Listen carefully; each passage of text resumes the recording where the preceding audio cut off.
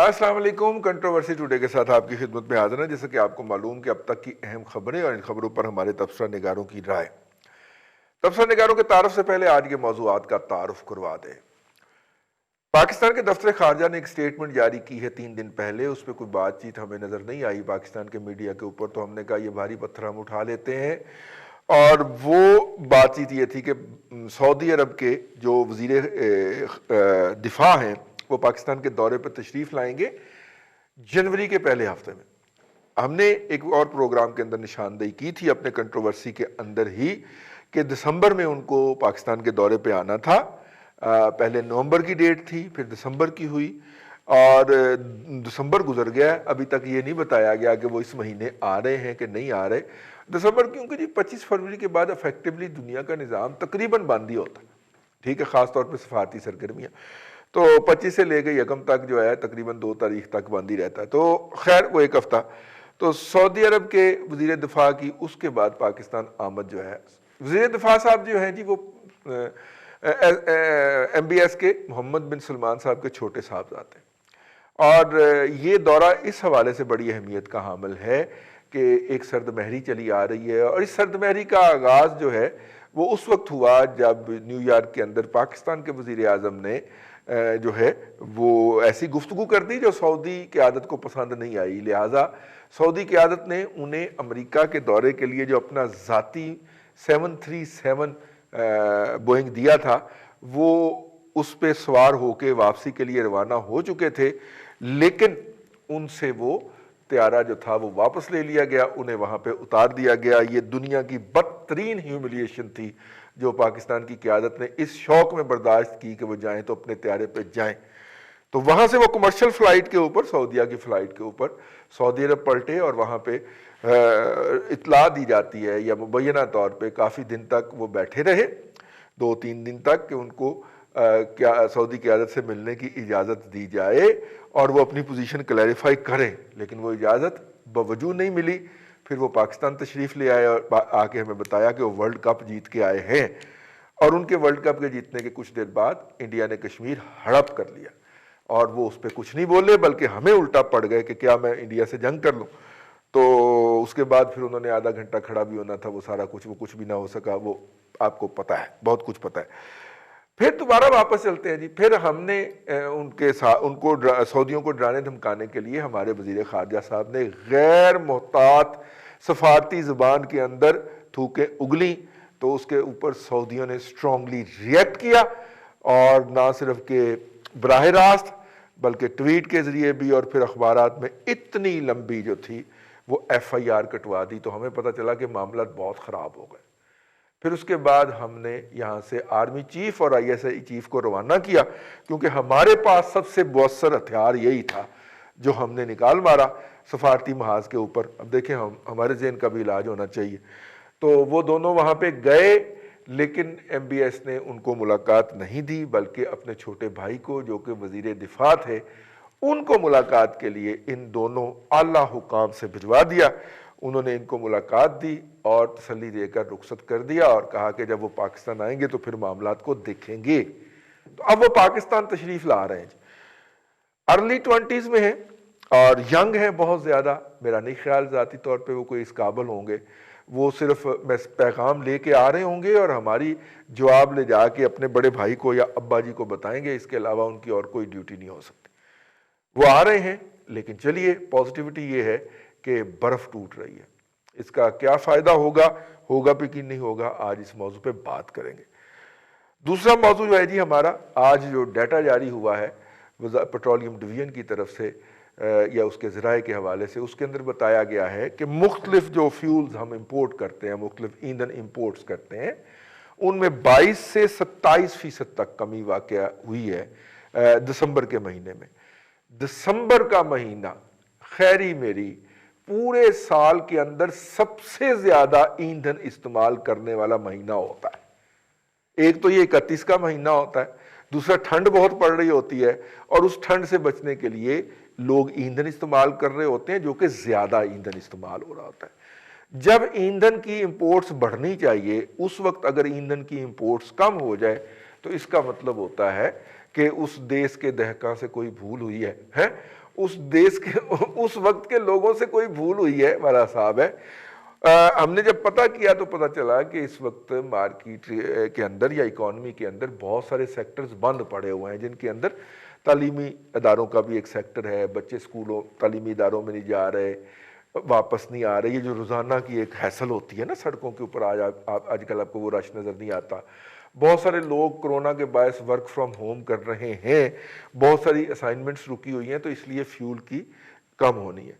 और जिस दिन दूसरा फेज़ अल्हम्दुलिल्लाह आखिरी मरहले पे है कोरोना का, जब इसने ख़त्म होने का बाकायदा ऐलान होना है, वो कैजुअलिटीज़ एक सर्टन रेशो से नीचे आनी है, तो उस वक्त अगर कोऑर्डिनेशन ना की गई तो पाकिस्तान को पेट्रोलियम का एक बहरान आ जाएगा। क्योंकि इंपोर्ट्स में कमी हो गई है। ये नहीं हो रहा कि इंपोर्ट तो चीज़ें हो रही हैं लेकिन वेयर हाउस में स्टोर हो रही हैं।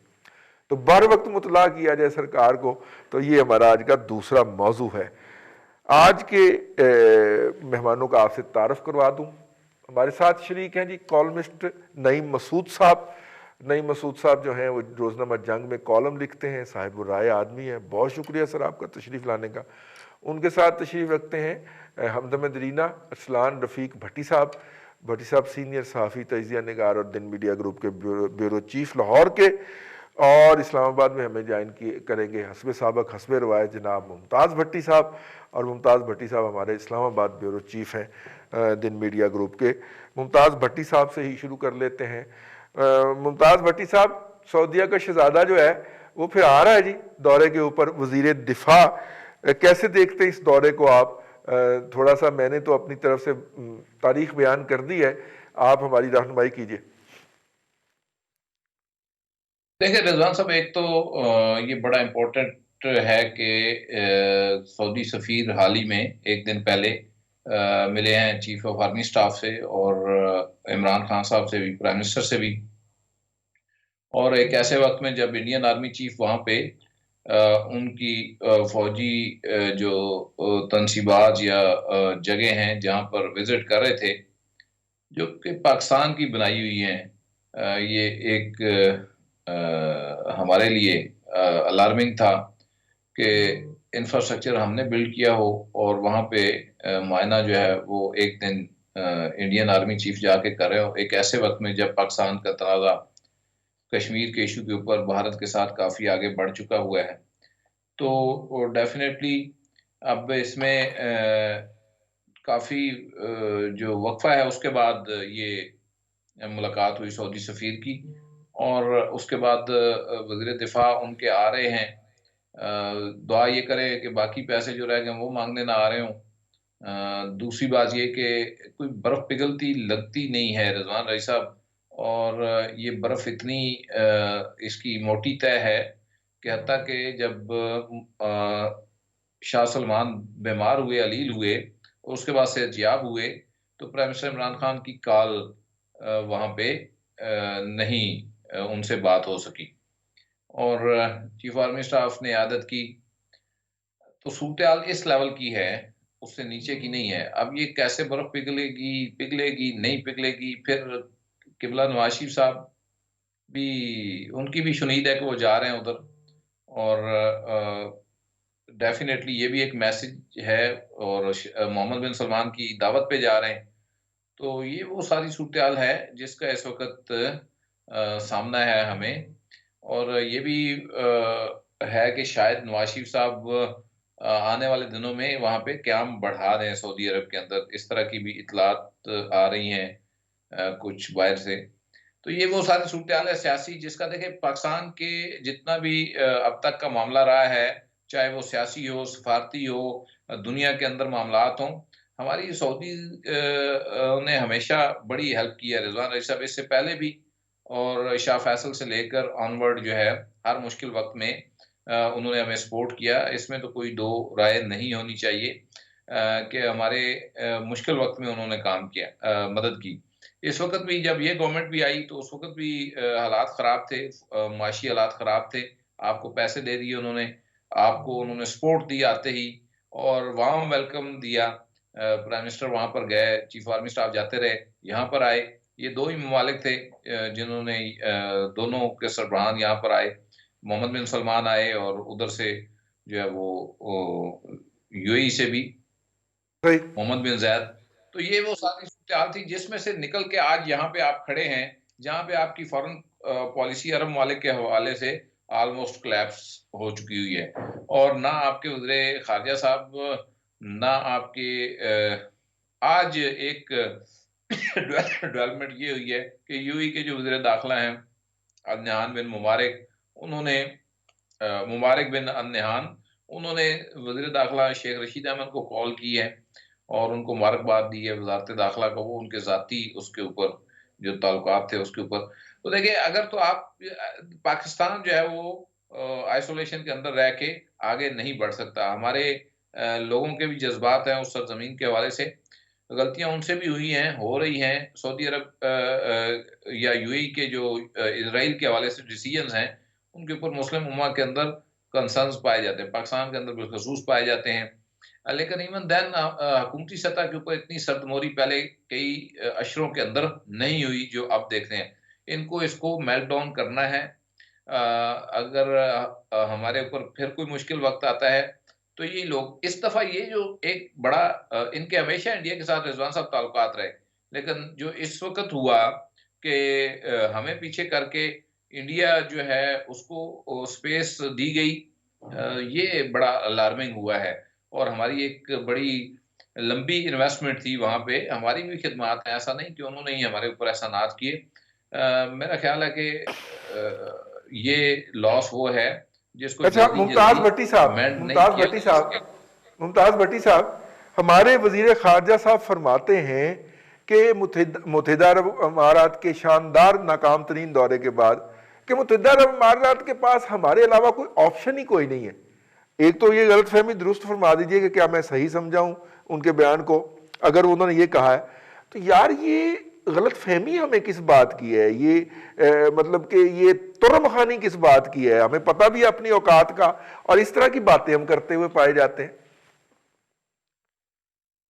रिजवान साहब, इन्होंने तो इक़्तिदार में आने से पहले कहा था कि हम इधर से उठाएगा उनके मुंह पे दे मारेगा आईएमएफ के जो है वो हाँ जी। कर्जा सारे का सारा आके 3,000 अरब डॉलर। और इनके बारे में क्या ये बेसिकली ये कोलेक्टरल डैमेज है। कोलेक्टरल डैमेज लफ्ज में ये गवर्नमेंट नहीं है, ये कोलेक्टरल डैमेज है जिसमें आपकी खारजा भी गई, जिसमें आपकी मईशत भी गई, आपकी इंटरनल यूनिटी भी गई, आपका जो फेथ है उसको हिलाकर रख दिया गया। डिसिप्लिन तो खैर पहले भी हमारा उतना ही था। तो यानी कि इन्होंने तो हमारी कोलेक्टरल आपको कोलेक्टरल डैमेज जो होता है वो आपको बुनियादों तक हिला के रख देता है। सही। इसमें इससे ज़्यादा इनके बारे में क्या अल्फ़ाज़ इस्तेमाल करें और फिर ऊपर से तावीलें देखें कि जी हमें तो पहले पता ही नहीं था, वो बोले हो, कोई और काम कर लो यार और वो दो जो मतलब इससे ज़्यादा मैं बड़े लफ्ज़ चबा रहा हूँ, बड़ी मुश्किल से चबा रहा हूँ। एनीहो, देखिए, पाकिस्तान के पास वक़्त कम है रिज़वान रईस साहब, ये मैं आपको बड़ा वाज़ेह अल्फ़ाज़ में बता रहा हूँ। वक़्त कम है चीज़ों को सुधारने के लिए, हमें दोबारा यूनिटी इंटरनल यूनिटी की तरफ जाना है। हमारी सही। कभी भी खारजा पॉलिसी की डोमेन के अंदर आप असर्ट नहीं कर सकते जब तक आपके पास इंटरनल स्ट्रेंथ ना हो। इंटरनल स्ट्रेंथ नहीं है, ना आपके पास पार्लिमानी स्ट्रेंथ है, एक-दूसरे के दस्तों गिरबाँ हुए हुए हैं। पहली दफ़ा जो है वो इदारों के ऊपर तनकीद हो रही है, पाकिस्तान के अंदर पब्लिक ओपिनियन जो है वो उसके अंदर दरार आई है। तो हमारे पास बड़ा कम वक़्त है कि हम चीज़ों को ठीक कर लें। तमाशा जो है ये ज़्यादा देर जारी नहीं रह सकता। जी बिल्कुल ठीक है। अपना हजरत नईम मसूद साहब, ये जो आपके वज़ीर ख़ारिजा साहब फरमाते हैं कि मुत्तहिदा अरब अमारात के पास तो हमारे अलावा ऑप्शन ही कोई नहीं है। सर 15 लाख होते हैं वहाँ पे, चलें इलीगल भी डाल लें आप तो 20 लाख होंगे पाकिस्तानी मुत्तहिदा अरब अमारात के अंदर, और 85 लाख इंडियंस हैं, और इससे ज़्यादा इंडोनेशियंस लाइन लगा के खड़े हुए हैं कि मुत्तहिदा अरब अमारात उनके लिए वीज़े खोले और वो आना शुरू हों। गलत फहमी किस बात की है हमें? जी पहले तो मेरा दिल करता है मैं आपको कहूं कि भट्टी साहब के बाद इन भट्टी साहब जो मेरे पास बैठे हैं लाहौर में, इन्हें भी भुगता लें। क्यों? वो फिर आखिर पे जो टाइम आएगा उसमें मैं कुछ तलखीस बयान कर दूंगा। तो आप तलखीस बयान कर मैं जो मुमताज भट्टी साहब है उनसे सीखता बहुत हूँ, लेकिन वो इतने जालिम है, मेरे कहने के लिए छोड़ते कुछ नहीं है। अच्छा। बाप दस ये दुख अंदर का है। और दूसरा मतलब आपने दुखती रग पे जो चीज तुसी रट्टा ला के आए होंगे ਜਿਹੜੀ ਉਹ ਕਹਿ वो गैस इकट्ठा ही ਹੁੰਦਾ शायद साढ़े को, लेकिन इस्लामाबाद ऊपर है ना जी। वो आपको पता है जिस शहर में रहते हैं उसे शहर इक्तदार कहते हैं। अर्ज ये है, पहली बात यूएई की हो या कतर की हो या सऊदिया की हो, मैं ऑफ द रिकॉर्ड प्रोग्राम के बाद पूछूंगा कि ये जो फोन शेख रशीद साहब को आया उनका तो इतना बड़ा बैनल को अमी कद काट ही नहीं है, इवन पीटीआई में भी कद काट नहीं है, तो ये मैं बाद में पूछूंगा। दूसरी बात, जब मैं रजी ये बात किया करता हूं कि हमारे मौजूदा वजीर खारजा जब पीपल्स पार्टी के वजीर खारजा थे और हिना रबानी खर को लाया गया, कोई एवं नहीं लाया गया था, आप जेरे लम मुस्कुराते हैं। रफ्ता रफ्ता मेरी इस बात की अल्लाह करे आपको समझ आ जाए, ये भट्टी बरादरान को बड़ी समझ है। मुझे ये समझ नहीं आती, ना जाने कौन ये समझाएगा कि मोहतरम वजीर आजम इमरान खान साहब वजीर खारजा की बात समझते नहीं है या समझना चाहते नहीं है। और ये भी मुझे समझ नहीं आती कि वजीर खारजा अपने वजीर आजम को अपनी बात समझा पाते हैं या सिर्फ सुना ही पाते हैं। मुझे खलीज लगता है, और आज मुझे ये समझ आई है कि कभी कभी पुराने वज़राए आजम वजारत खारजा का कलमदान अपने पास क्यों रखते थे, हालांकि मैं उनका नाकिद था। खैर बात को आगे ले जाते, बड़ी चित्रौल की हुई है इस मौजू के ऊपर। हर दिफाई तजिया निगार ने ना कि प्राइम मिनिस्टर ने वो फॉरेन मिनिस्टर नहीं रखा, फॉरेन मिनिस्टर ने चंद चढ़ा लो ना, सारे मुल्क को आइसोलेट कर देता। आपको याद होगा कि बेनजीर वो दिफाई तजिया निगार पर्दा फरमा गए स्क्रीन से, अब आते ही नहीं है। आपको याद होगा कि बेनजीर के पहले दौरे हुकूमत में उन्हें इधर से, यानी वो जो हमारे प्यारे राज दुलारे हैं ना, उनकी तरफ से वजीर खारजा मिला था। बाद में वो खुद भी रही, यही नवाज शरीफ का भी रहा। तो आज समझ आई है कि जब कैबिनेट में कुरैशी जैसे, हमारे मोहतरम कुरैशी साहब जैसे लोग हों तो समझ ही नहीं आती। अब बातें दो तीन है। पहली बात रजी ये है कि एक चीज पल्ले बांध ली जाए जो मुझे मुमताज भट्टी ने बताई है कि अब वो ब्लॉक्स नहीं रहे कि ये उम्मत मुसलमा है और ये गैर मुस्लिम ब्लॉक है, अब अपनी अपनी है। अब आप इसे जिद्दतें कह लें या जो मर्जी कह लें, लेकिन एक बात मैं और कह दूं इब्तदाइये में कि देखें, जिद्दतों में जितने मर्जी टाइपराइटर आए या जितना मर्जी कंप्यूटर आए या जितना मर्जी हम मोबाइल पे लिखें, जो कलम और कागज का रिश्ता है वो खत्म नहीं हो सकता। पाकिस्तान और सऊदिया का वो कलम और कागज का रिश्ता है वो खत्म नहीं होगा।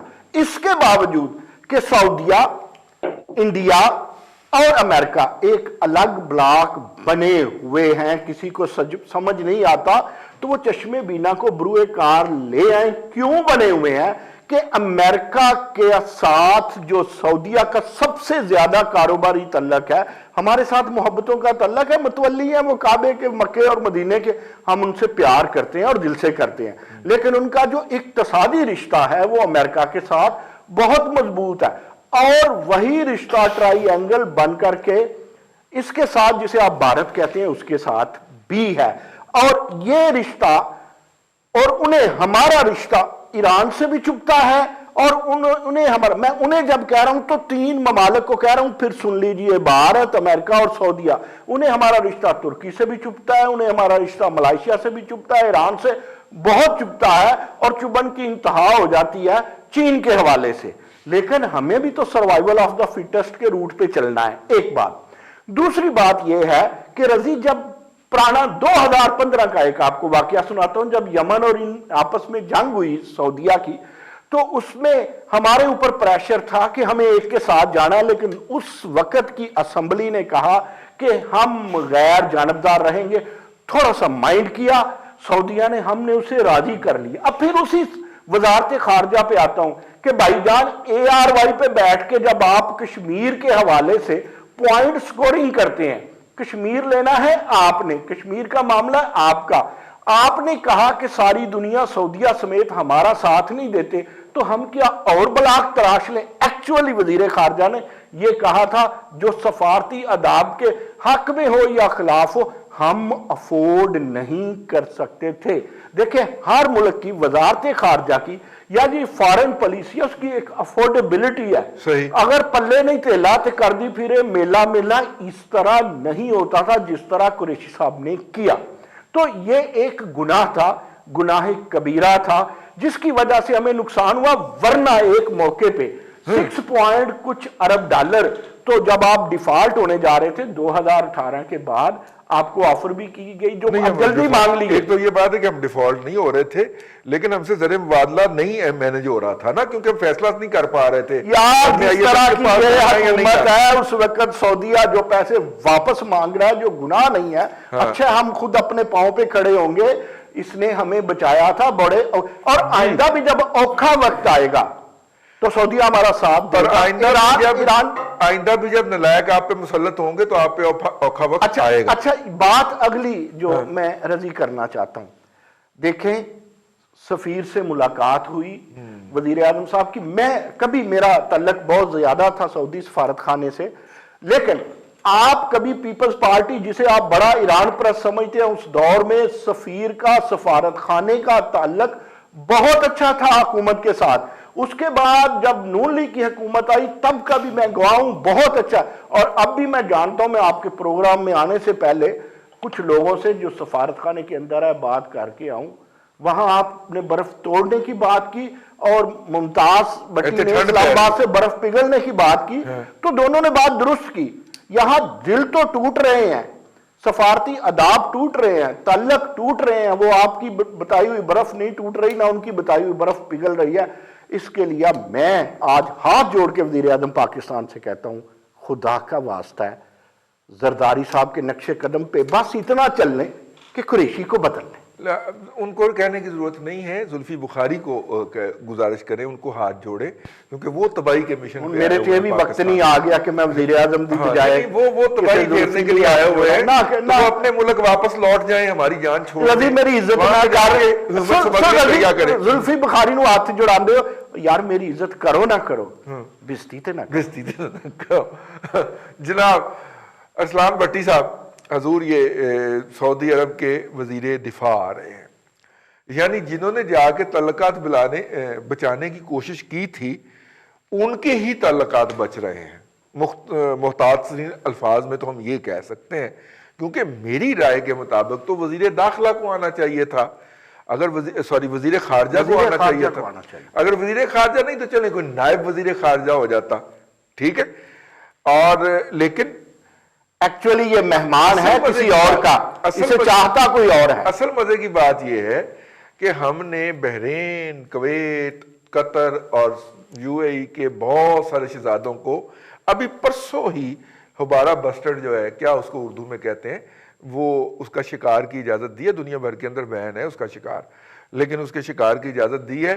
वो शिकार करने तशरीफ ला रहे, ऑफिशियल दौरा नहीं कर रहे। यार पटी की करिए यार। रईस साहब देखें, आपने शुरू में एक जुमला कहा है कि जिन लोगों के ताल्लुकात ख़राब या दुरुस्त होने चाहिए थे। देखें, चाइना भी सीपैक के मामले पर वो आपकी हुकूमत के साथ बात नहीं, हुकूमत के साथ बात नहीं करता ना। वो कहता नहीं, हमें गारंटी चाहिए, हमें गारंटी जो दे, जिनसे हमने पहले माजी में ली थी वही अब उसके गारंटर बनेंगे। इसी तरह आप देखें कि बहुत सारे दौरे ऐसे हैं जो कि हुकूमती शख्सियात नहीं करती। मैं कर्ज कर लूं, अब हुकूमत के साथ बात नहीं करता। वरना जरदारी साहब और नवाज शरीफ साहब के अपने और शहबाज शरीफ साहब खुद जाते थे, बुनियादें इन्होंने बांधी थी, इनका एतबार था। ये मेरी गैर जानबदार हुकूमत का एतबार नहीं है। आप देखिए ना कि छोटी सी बात है कि लाहौर में सफाई वाला हमने सेगमेंट किया, ठीक है, उसके वहां पे जो टर्किश कंपनी थी, तुर्क कंपनी के दफ्तर और उनकी मशीनरी पर कब्जा कर लिया गया। मुझे बताइए कि क्या मैसेज दे रहे हैं हम तुर्की को, हमने क्या मैसेज दिया? भट्टी साहब 10 दिन बाद 8 दिन बाद ना वो कॉन्ट्रैक्ट खत्म हो रहा है जी, दिसंबर में खत्म हो जाना है वो, ठीक है ना। 11 जनवरी को तो उन्होंने वैसे ही चले जाना है यहाँ जी जी, 11 जनवरी को उन्होंने बकायदा ऑफिशियली हैंडओवर करना था। आपने 8 दिन पहले कब्जा करके क्या हासिल कर लिया? वो रईस साहब, वो कश्मीर तो चलो चला गया, हमने कहा यही फतह कर लेते हैं, नजदीक पड़ता है, कोई पैसे भी नहीं लगने हैं और कोई सादा एमिनेशन भी नहीं चाहिए हमें, वो सादे हाथों से ही काम हो जाना था। लेकिन रईस साहब देखें, बात यह है कि उनके वो जो वज़ीर दिफा हैं वो सऊदी अरब के वज़ीर दिफा हैं, वो मेरे आपके वज़ीर दिफा नहीं हैं। वो मेरा दिफा क्यों करेंगे? हमें ये बात समझ लेनी चाहिए कि वो आ रहे हैं अपने मकसद के लिए, उन्होंने आना है, उन्होंने बात सुननी है, इन्होंने कहना जी कि मैं जाके भाई साहब को या अब्बा जी को, बड़े भाईजान को या अब्बा जी को, उनसे भी बड़े जो हमारे अब्बा जी हैं, हम उनको बता देंगे, वो जो फैसला करेंगे वो देख लेंगे। अब्बा जी अपने अब्बा जी को बता दें। हाँ जी, जाहिर है उनके वालिद है ना जी, वो जो बादशाह है वहाँ पे। अब मामला ये है रईस साहब कि हमें भी एक चाहिए था कि हम पहले एक पॉलिसी बनाते, अगर हमने सऊदी अरब के साथ चलना है तो हमने बाकी लोगों को नाराज नहीं करना, उसको कोई दरमियानी रास्ता कोई अपनाएं। हम ईरान के साथ भी बड़े मीठे मीठे हो रहे हैं, ईरानी मिठाई खाने को हम तैयार बैठे हैं, इसी तरह हम सऊदी अरब के पास चले जाते हैं कि जी हमें खजूरें दे दें, वो खजूर तो मिलती कोई नहीं है, गुठली भी वो ले जाता है कोई चोरी करके हमारे से। मामला रईस साहब सिर्फ इतना है कि हमें ये फैसला नहीं हो पा रहा कि हमने जाना किस तरफ है। हमने अमेरिका के पीछे लगना है, सऊदी अरब की तरफ जाना है, हमने रूस के साथ लगना है, हमने कश्मीर के लिए भारत के खिलाफ किस मुल्क को अपना दोस्त बनाना है, किस मुल्क को अपना दुश्मन बनाना है। हमने तो एक नई बहस शुरू कर दी कि जनाब इसराइल की तरह आ गया, इसराइल को क्यों एक्सेप्ट करें? भाई इसराइल का कश्मीर से क्या ताल्लुक है? इसराइल का ताल्लुक फलस्तीन से है, उस पर हमारा स्टांस आज का नहीं है। 73 साल से एक स्टांस दे गए हुए हैं, कायदे आज़म ने भी ये बात कर दी थी, इलामा इकबाल की शायरी में भी आपको ये कहीं ना कहीं मिल जाती है चीजें। और हम पागलों की तरह बजाय इसके कि हम मौजूदा हालात अपने ठीक करें और मुस्तकबिल के अलाइनमेंट्स ठीक करें, हम पुरानी अलाइनमेंट 1950 मॉडल की गाड़ी जो है ना उसको ठीक कराने चले हैं, जिसका इंजन भी नहीं है, जिसके टायर भी नहीं है, सस्पेंशन चोरी हो चुकी हुई है, खोखा लेके हम फिर रहे हैं कि भाईजान इसका सामान तो हमें दे दें, इसका सामान तो हमें दे दें। और बिलालगंज के अंदर पुर्जे, बिलालगंज जो मार्केट है पुराने पुर्जों की, बिलालगंज ही है ना जी, कबाड़ी मार्केट, बिलालगंज के अंदर जो है वो हर कबाड़िये ने रेट 4 गुना से 5 गुना कर दिया है, क्योंकि लाडले ने जो है वो कुछ लोगों को नवाजने के लिए वो जो इंपोर्ट हो रही थी पार्ट्स की उसके ऊपर टैक्सेशन इतनी हाई कर दी है कि जिसके नतीजे के अंदर इंपोर्ट बंद हो गई है और वो कुछ लोग जो है उससे मुफीद हो रहे हैं। ब्रेक की तरफ जा रहे हैं जी, ब्रेक से वापस आएंगे तो बात करेंगे कि ये जो फ्यूल का एक क्राइसिस तैयार करने की कोशिश हो रही है, अभी हालांकि गैस का क्राइसिस गुजरा नहीं है, वो अभी शुरू होना है, तो ये जो दूसरा पेट्रोल और डीजल का क्राइसिस जो है वो पैदा करने की कोशिश हो रही है, इसको अवॉइड कैसे किया जाए। प्रोग्राम में फिलहाल वक्फा।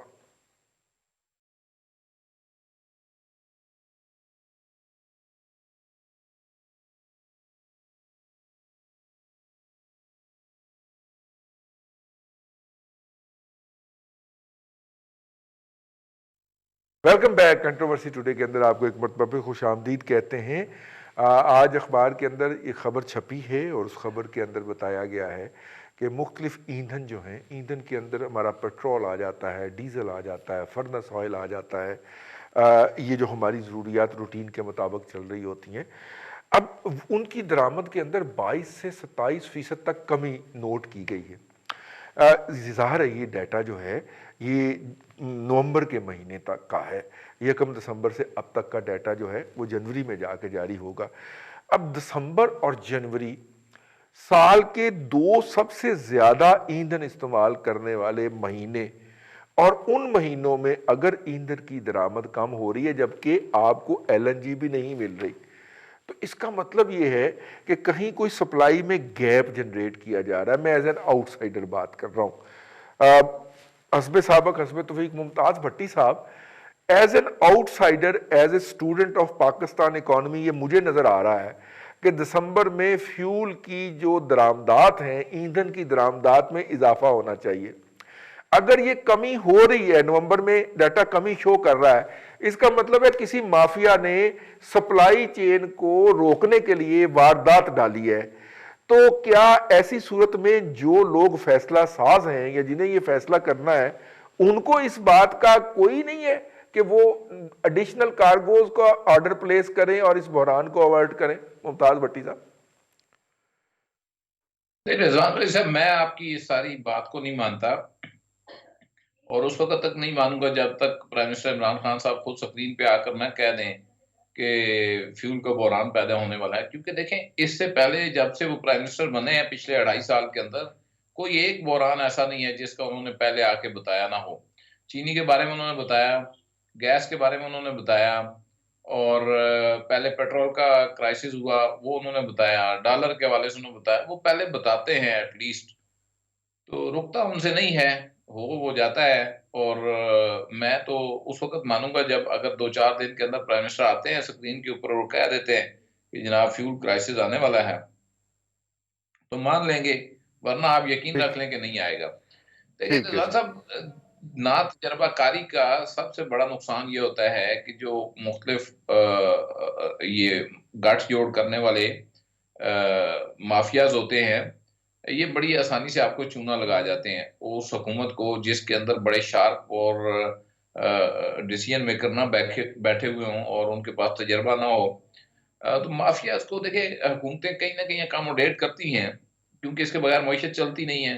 अकोमोडेट इन्होंने भी किया, पिछली हुकूमतें भी करती आई, लेकिन उनके हाथों उस तरीके से, जिस तरीके से ये हुकूमत बार बार ब्लैकमेल हुई, जैसा कि चीनी वालों से हुई, जैसा कि गंदम के मामले में हुई, फ्लोर मिलों से, उससे पहले अद्वियात वालों से हुई।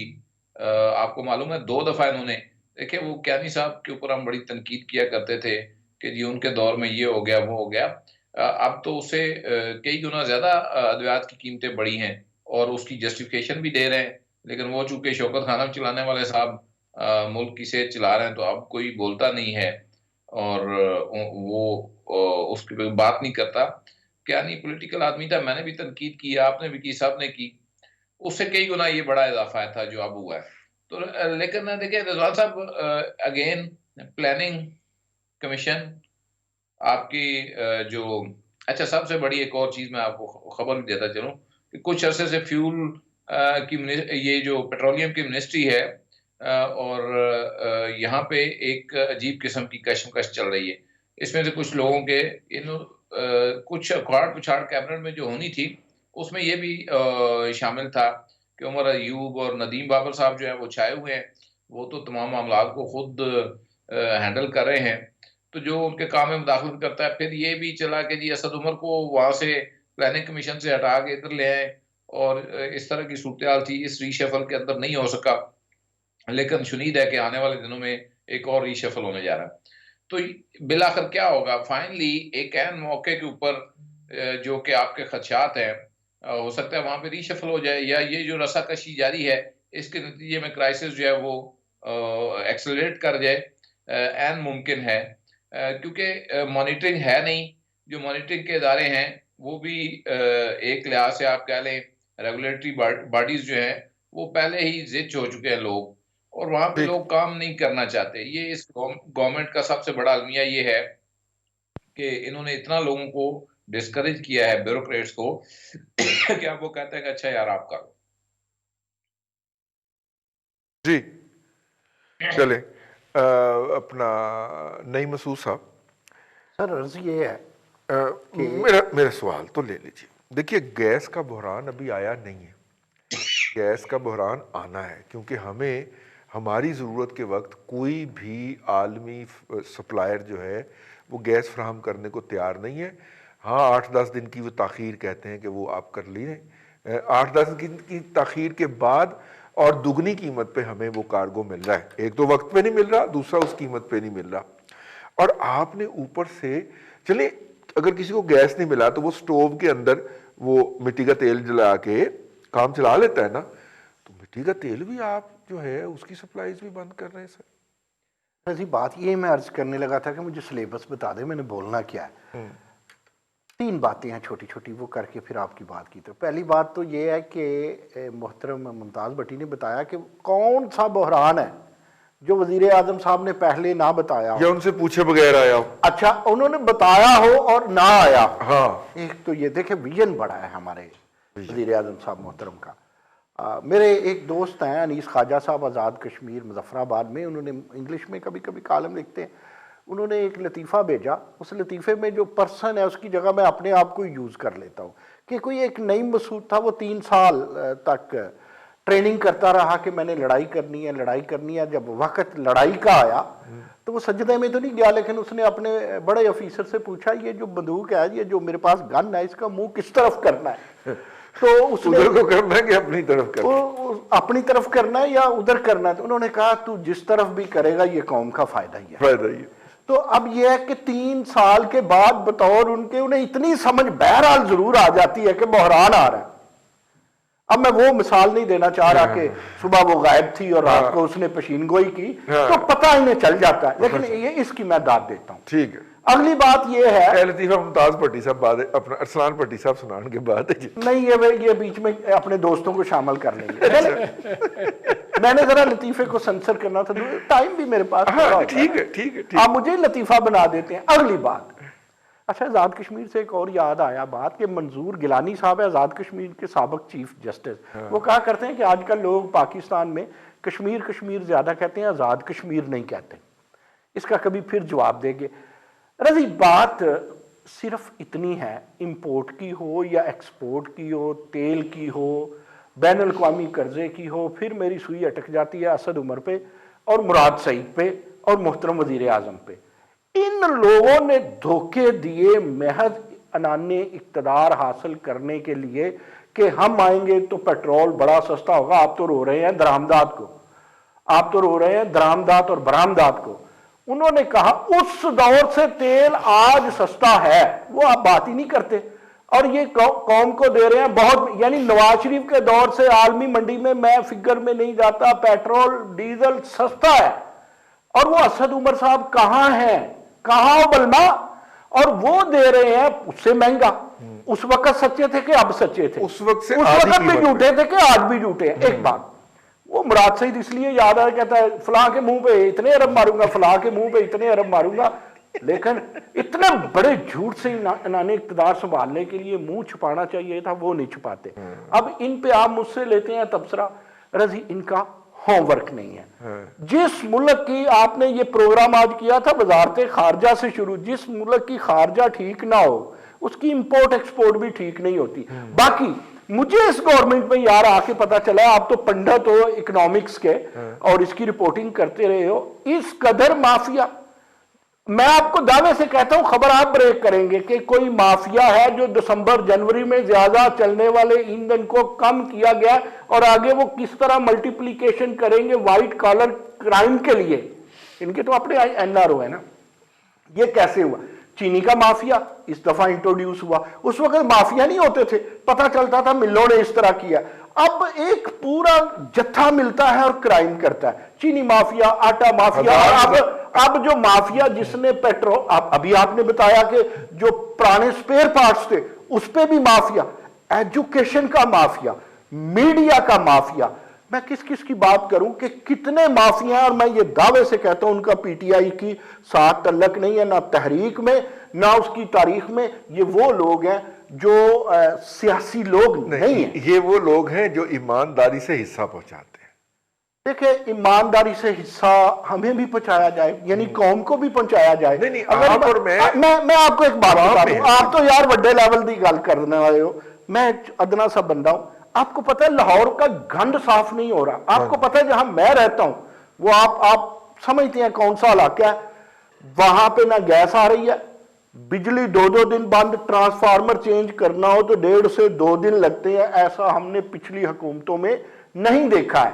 तो आप कहते हो ये दरामदाद, ये सारा कसूर अगर से आपको पता है, इन्होंने कहा ना, आप ही का मैंने एक ट्वीट देखा कि ये कहते हैं जी हमारी बरामदाद बढ़ गई है। जब पूरी दुनिया का सारा कुछ बंद था तो इनका फैसलाबाद चल रहा था, तो इन्होंने अपनी गुड्डी चढ़ा दी कि भाई हमने बहुत एक्सपोर्ट किया। ना इन्होंने बहुत एक्सपोर्ट किया, ना इन्होंने इंपोर्ट पे पाबंदियां लगाई हैं। वो माफिया, वो अपने हिसाब से, वो मौत के कुएं में साइकिल अपने हिसाब से चलता है ना, तो ये इक्तदार के कुएं में अपने हिसाब से साइकिल चला रहे हैं। इसका रजी कौम भुगत रही है। ठीक। और देखे स्कूल बंद, जिस तरह भी आपने कहा, बहुत सारे अदारे बंद, बहुत सारी फैक्ट्रीज बंद, और मेरे से सच पूछते हैं अस्पतालों के बहुत सारे यूनिट बंद, जबकि इमरजेंसी होनी चाहिए थी। और अगर मुझसे पूछते हैं, वजारत का कलमदान भी मोहतरम वजीर आजम के अपने पास ही है, बेशक उन्होंने उधर वजीर का नाम लगा दिया। तो इन सब चीजों को मिल मिला के मैं सिर्फ यही करता हूं कि वजीर आजम साहब, आप कहते हैं अब समझ आनी शुरू हो गई है, वाकई आनी शुरू हुई है कि दिसंबर 2021 में बताएंगे ਕਿ ਮੈਨੂੰ ਫਿਰ ਉਦੋਂ ਵੀ ਸਮਝ नहीं आई सी। मैं ये मैनू गल हुण समझ आई है कि मैनू उदों भी समझ नहीं आई थी असलान भट्टी यार मैंने ना ये जो है ये इतनी बहुत ज़्यादा हो गई है। लेकिन नॉर्मली हम पे तनकीद होती है कि जी जब क्राइसिस हो जाता है तो हम सिर्फ तनकीद करने आ रहे हैं। हमने डाटा उठाया है और डाटा हमने सामने रख दिया है कि भाईजान इसका मतलब ये है कि जनवरी के अंदर आप एक बहरान लें तो तवज्जो दिला रहे हैं। मेरा है फरवरी मार्च में, दस्त बस्ता जनवरी में अभी नहीं आएगा। दस्त बस्ता सर 15 से 20-21 दिन का होता, 14 से 20 दिन का होता है ना फ्यूल। तो इसलिए कह रहा हूँ कि जनवरी के आफ्टर हो सकता है आपकी वजह से आगे चला जाए। लें तो सर ये तो हम एक कौमी फर्ज अदा कर रहे हैं। अच्छा आप इधर जाएंगे, मुझे एक छोटा सा जवाब दे दे, इस दफा 5 फरवरी मनाएंगे हम? हैं? वो जो योम कश्मीर होता है हाँ। वो मनाएंगे हम? पता नहीं, अब देखें आधी घंटा धूप में खड़े होते हैं या क्या करते हैं जरा। रईस साहब वो 22 नवंबर को ना एक डाटा जारी किया था सरकार ने, जिसमें कहा यह गया था जी कि 3.15 बिलियन की हमें बचत हुई है, या ऑर्डर कम हो गया समझ लें पेट्रोल का फ्यूल की मद में, क्योंकि उसकी खपत कम हो गई 24.56%। अब उसमें देखें बात यह है कि स्कूल बंद थे, सनतें आपकी बंद थी, ट्रांसपोर्ट आपकी बंद थी, पब्लिक ट्रांसपोर्ट आपकी ना होने के बराबर है, चूंकि काम ही नहीं लोग जा रहे थे। अब सिर्फ जो फ्यूल का बिल बड़ा है वो बड़ा है जो सनती शहर है जिसमें सनतें चल रही हैं, उसमें फैसलाबाद है, गुजरांवाला है, सियालकोट है, इसी तरह बाकी दीगर हैं। ज़्यादातर तो सनतें बंद हैं जो लोगों ने नहीं चलाई हैं, इसी तरह ट्रांसपोर्ट बंद है। अब बात यह रही साहब कि मेरे मोहतरम वज़ीर आज़म साहब ने हमेशा बिल्कुल अच्छा किया कि वो मुमताज़ भट्टी साहब ने कहा जी कि वो आगाह करते हैं, लेकिन वो कहते जी समझ नहीं आई। तो वो तो असल मसला वो ये कहना चाह रहे हैं कि मैं जड़ी है सी वो भी निकल गई मेरे को, अब मेरे पास कुछ भी नहीं है। समझ के अब आप समझ पेट्रोलियम निकल गई। नहीं पेट्रोलियम तो छोड़ देना, जो समझ बूझ थी जितनी वो भी निकल गई है। अब वो 2021 हो या 2023 हो, ये सब हमारे साथ बिल्कुल दुरुस्त हो रहा है। हम बिल्कुल अपने लाने वालों में हैं। पीटीआई ने जिन लोगों को वोट दिए हैं कोई भी नहीं मानता, अब सारे कहते नहीं जी मैंने तो नहीं दिया, मैंने तो फलां पार्टी। बात ये रही साहब, हुकूमतें का जो विजन होता है वो यही होता है कि वो प्रीएम्प्ट कर ले कि जी आइंदा 15 दिन में मुझे किस चीज़ की ज़रूरत है।